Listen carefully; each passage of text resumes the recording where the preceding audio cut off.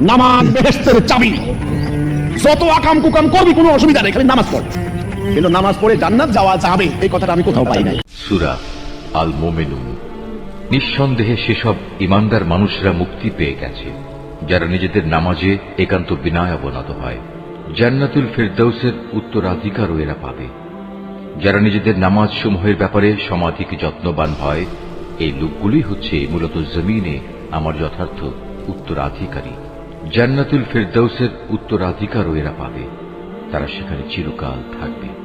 সূরা আল মুদ্দাসসির।